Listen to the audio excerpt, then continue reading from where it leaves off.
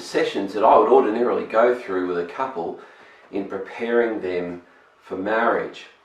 Having done the paperwork, the notice of intended marriage, where you've got a date, a time, a place, you've nominated your marriage celebrant, and that document that gives the information to the celebrant of your parents' names and their place of birth and so on is matched up by the various state birth, deaths and marriages. So it forms a really important document, that notice of intended marriage.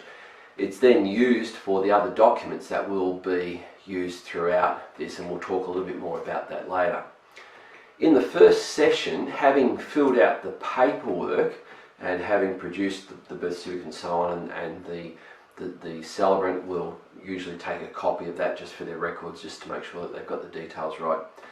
The first piece of homework, and yes, homework, is to buy a book each. Generally bookstores like Koorong, or if you go koorong.com.au, you'll be able to find these books there. They're not very expensive, they're under $15 each, so they're really a good investment in your life together.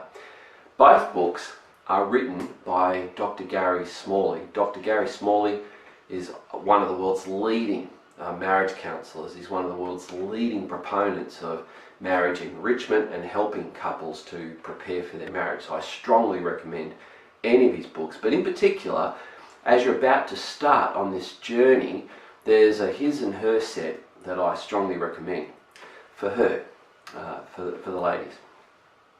It's a book for better or for best by Dr. Gary Smalley. For better or for best.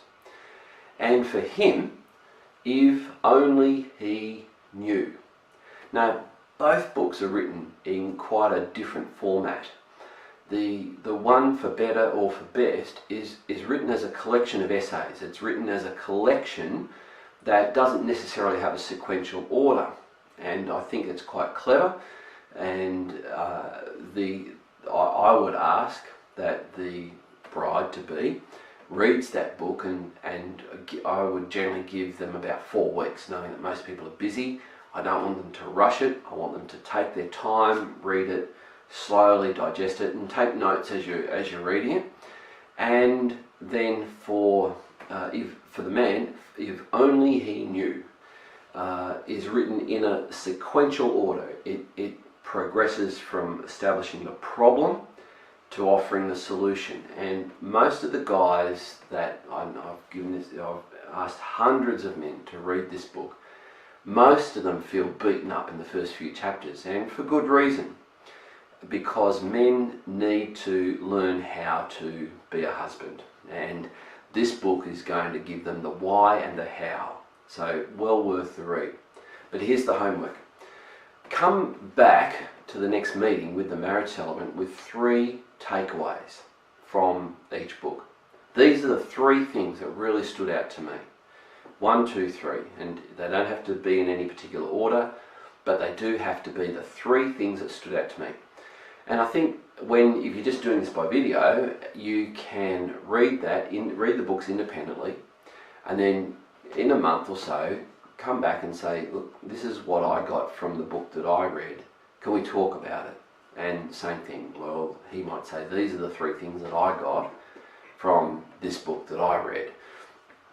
And in discussing that, he might think, I don't really see this as ever going to be a problem. And she might go, well, I think it already is a problem. And I'm not saying that will happen, but it could happen.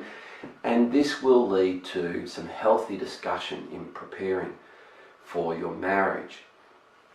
As you do that, I would suggest and encourage the couple to process that, and then when we come back to them giving their 3 takeaways from the book, they're going to be introduced to quite possibly, the biggest foreseeable problem they're going to have in their marriage. And that's what we're going to do in the next